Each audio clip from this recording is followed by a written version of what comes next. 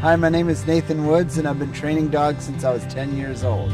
In this video, what I'm going to talk about is bringing home your new puppy and making his adjustment into your life as smooth as possible.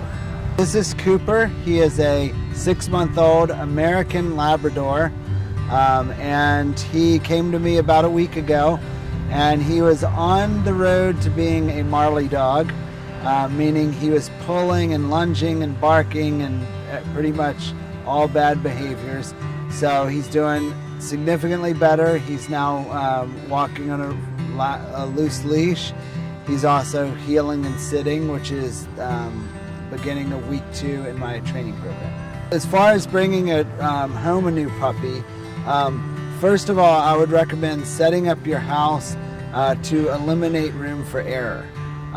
When this is a 6-month-old lab puppy, but you might be getting a 10-week-old puppy, and I would compare that to maybe a 2-year-old child, which means that they can't really handle hardly any responsibility at all, and they don't know any type of boundaries.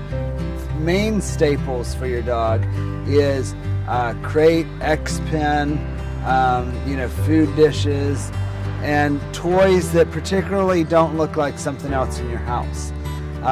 For example, this is a Nylabone, something the dog can chew. Cooper likes that, and he's interested, and he's obviously had one before. And but the point is, it doesn't look like something else in your house.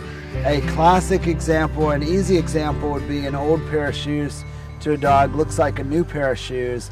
But a less obvious example would be if you collect Oriental rugs with the big rope tassels. You may not want to give them rope toys to chew on. That's a little less obvious example. Here we have an X-Pen, and this is actually definitely not the right size for this particular dog, but the idea is there, and you can set this up in your kitchen, in your living room, etc., and have a bed there and some toys, and then you've eliminated room for error. You really can't watch him when you're out of, when you're gone during the day. You could, crate him so that there's no way he can get into trouble. This X-Pen, you could also set one up in your backyard if you want a particular spot for him to use the bathroom. This is a very visible barrier where he goes and uses the bathroom, and you can have that always set up, and you take him out there each time, and then that'll make cleanup a lot easier in the long run for you. These are bells you can hang from the door, and you teach the puppy to go up and nose the bells, and that he'll learn that will signal that he has to go out for the potty break. And I've had 8 or 10-week-old puppies right away. They learn to run up and ring the bells whenever they have to go out. So one thing I would recommend when you're bringing home a new puppy, when you want to introduce them to, say, young kids or to other pets, cats, other pets in the household, is to set up some sort of an X-Pen in the room with everybody, so that you can bring the puppy in, show him his bed, put a little toy down, and kind of let him absorb the new environment. And when they become relaxed and lay down and they're fine, then maybe put the leash on them and introduce them. If you're introducing 2 new dogs together, the best thing to do is to go on a nice long walk, like through a park together, so that they can see each other, not on each other's territory. When you bring home a new puppy, if you can develop a very simple routine that they can succeed at. For example, first thing in the morning, you can take the dog out for a potty break, bring them in, maybe crate them in the room with you or nearby, feed them, let them process the food for 15-20 minutes, take them out to use the bathroom again, bring them back and play with them or take them on a walk, or you can bring them back, put them in the X-Pen with the toy, let them drag the leash around under your supervision so that you can show them what not to do. You know, here's some shoes, don't chew on that.